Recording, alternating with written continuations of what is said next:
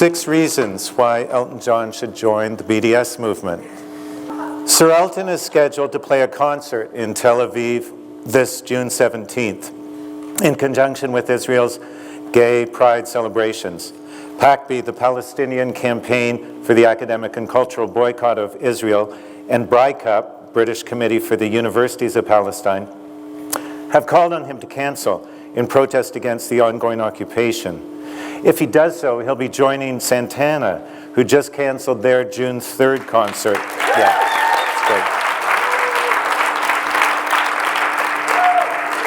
great. And one-upping Leonard Cohen, who should have canceled his gig last September, but didn't. Elton would be joining a growing global BDS movement that's gaining momentum. It is increasingly recognized as our best chance for a lasting peace. Many queers feel Captain Fantastic should step up and do the right thing. Here are 6 reasons why.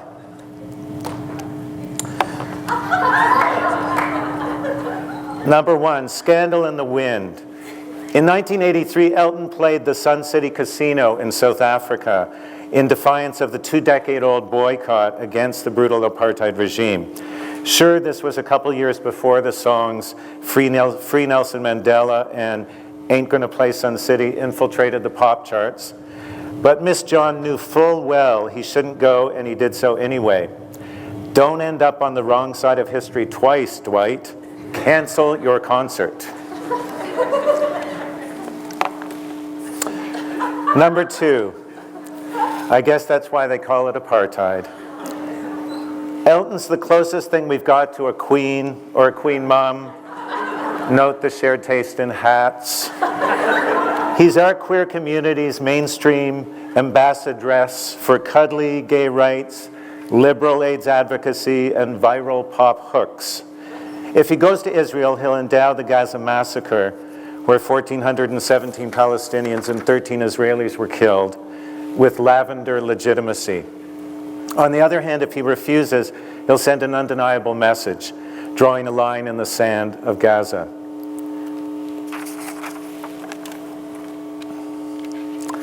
This is a bit of trivia. Speaking of the British Empire, inspired by our 2 queens, over half the countries in the world that still criminalize homosexuality are former British colonies, which of course are the former pink bits of the map. Coincidence? More trivia. Palestine, under the Jordanian Mandate, decriminalized homosexuality in 1951, 6 years before England, 16 years before Canada, 37 years before Israel. But I digress. Back to Elton. So, BB and the Fighter Jets. You can sing along if that would help. Gay rights have been identified as the central plank of Israel's aggressive rebranding campaign and a justification for their highly lucrative gay tourism industry. For instance, we could evidently all go on the 10-day Milk and Honey gay package tour offered this June. I'm reminded of a 1985 edition of South Africa's gay newspaper, Link Skakel, who advertised disco weekends with white South African hunks while the townships were burning. In recent years, Israel has aggressively used its gay rights credentials as proof positive that the country is democratic. Witness Prime Minister, war criminal, noted homophobe Bibi Netanyahu opportunistically joining hands with Israeli gay activists, of course for the world's cameras, after last year's right-wing shooting spree in Tel Aviv's gay center. Israel proudly waves the rainbow flag when it's useful. But the flag is nowhere big enough to hide all the checkpoints. Elton, darling, what are the ethics of crocodile rocking in Tel Aviv this summer when 44 miles away, Palestinians, straight and gay, are subjected to inhuman living conditions in Gaza? Goodbye, yellow brick checkpoint. Israel certainly knows a thing or two. Well, it's a little jumpy. There we go. Israel certainly knows a thing or two about cheesy, queer-friendly pop music. Any Eurovision Song Contest fans out there? Check out Pody Harold Skate, this year's Eurovision Song Contest entrant for Israel. he's on the left, or of course Buff Boaz from 2008's contest, he placed 9th. Or indeed Israel's Eurovision big winner of 1998, the one, the only, Dana International, the world's first transsexual to be so honored. Like many countries, including Canada, Israel has traveled a huge distance for gay and trans rights in a short time, and deserves credit. However, along with many progressive Israeli queers who actively oppose the occupation, a growing number of all of us don't feel gay rights are separable from human rights. Elton, I'm sure you sincerely believe that singing a gay rights concert in Tel Aviv is a contribution to peace in the region. Sorry, but the logic of Israeli apartheid means you'll be singing to only half the population. Palestinians from the West Bank and Gaza won't be allowed to attend. Read the Goldstone report on the war crimes committed during the Gaza war, Elton, and then tell us if white phosphorus is why they call them the blues. And if you cancel, you'll most likely be called an anti-Semite, a Holocaust denier, who's seeking to bring about the demise of Israel. Point out that, au contraire, you're actually joining a growing and diverse movement of Jews, Palestinians, and Israelis, among others, who together believe BDS is our best shot at working towards peace. And if they really get hysterical, launch into a vigorous chorus of boycott seems to be the hardest word.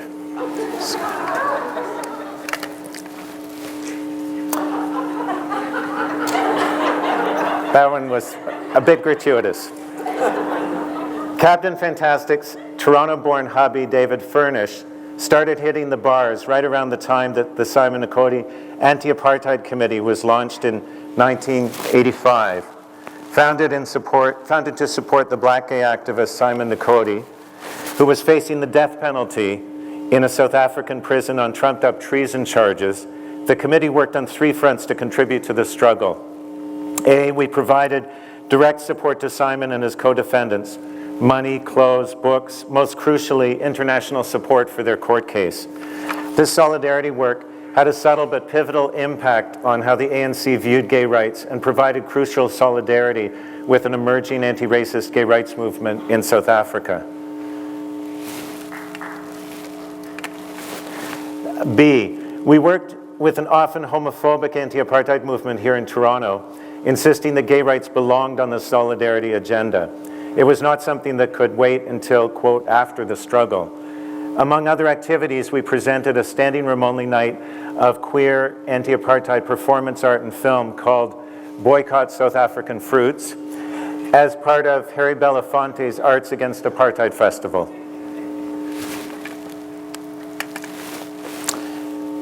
The Simon Nakoti Committee marched for many years in Pride, working to link gay rights with global social justice struggles.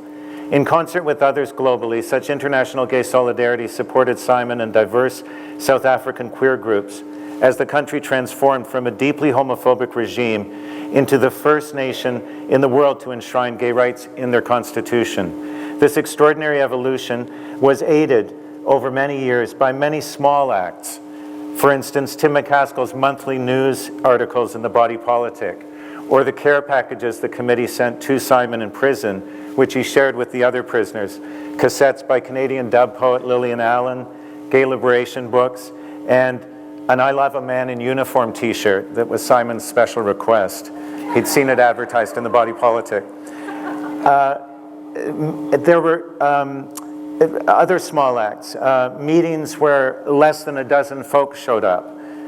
It was a hard slog, and it often felt like we weren't making a difference, that no one was listening. Yet together, these modest efforts did help bring anti-apartheid activism to Church Street, gay rights to the anti-apartheid movement, and solidarity and concrete support to queer activists in South Africa. This was solidarity founded on the fundamental principle of supporting and empowering activists on the ground there, not attempting to impose an outside Western agenda. Equally, this solidarity was built on the premise that we must bring the struggle back home, finding those issues that we could tackle locally in our various communities.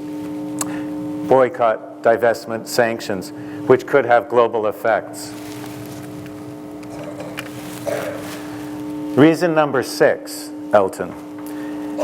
This is your song, Ezra Nawi. Many of the above arguments purposely turn on the axis of art and activism. Culture is something we queers know a thing or two about. How it can unite and promote critical dialogue, how it can build bridges and mend fences, how it can move and stir and mourn, capturing our rage, our grief, our hopes. Culture is equally something that a rebranded Israel knows how to wield. Both the highbrow variety, TIFF spotlights and ROM scrolls, and the lowbrow, size doesn't matter ads, and Maxim photo spreads featuring the girls from the girls of the IDF. This is back a couple years ago. Is it a coincidence that the Oscar-nominated Waltz with Bashir, yet another sensitive tale of a cute IDF soldier who shoots and then cries, was in general release around the world at the same time as the Gaza massacre? Leaving Waltz aside, it's clear there's no shortage of really great Israeli art and no shortage of opportunistic Israeli rebranding campaigns to promote it around the world, presenting a kinder, gentler face that seeks to distract from injustice. Well, Elton, we queers also wield art, albeit on a tiny fraction of their rebranding budget, making and showing films and operas and poems like Trisha's today, and paintings about the occupation which step up and do the right thing, just like we're asking you to do. Right from the start, and carrying forward the legacy of the Simon Nakoti Committee a quarter century later, Quaya, Queers Against Israeli Apartheid, has consciously embraced the agency of artistic praxis, recognizing culture as a crucial weapon in our grassroots arsenal. Whether it's co-presenting a screening of Citizen Nawi at the Toronto Palestinian Film Festival, or working with queer Palestinian groups like Aswat and Al-Qaz in Israel-Palestine, or posting YouTube videos like Alexis Mitchell's anti-apartheid testimony, which I think we'll be seeing later today, and or presenting a Granny Boots night of spoken word and new video solidarity, or hosting the biggest and grooviest contingent in last year's Pride with Free Bandanas, Quaya profoundly understands how culture will and indeed must be an essential component of any lasting peace initiative. Sugar Bear, you of all people know how art can change the world. You've seen your own songs become twee anthems of grieving, like Candle, of courage, That's What Friends Are For, of struggle, Billy Elliot. Sure, they're all a little Eurovision-y, well, not just a little, but there's no denying that they've changed our world and touched many hearts, one elevator at a time. Elton, we also understand that artists like to create, not cancel. So here's the pitch. Cancel your concert and instead write a song about Gaza. Write a song with Santana that calls for peace in the Middle East. Write the Free Nelson Mandela anthem for this generation, one that Bono and Susan Boyle and Rufus Wainwright can sing covers of. Yes, we need operas and murals and novels, but equally we do need fluffy pop songs. Aswat is traveling tonight on a plane, or Saturday night's not all right for bombing, just because the Sabbath is over. You're the perfect queen for the job, penning a viral ode to our queer global tradition of justice for all, not just for the few. Thank you.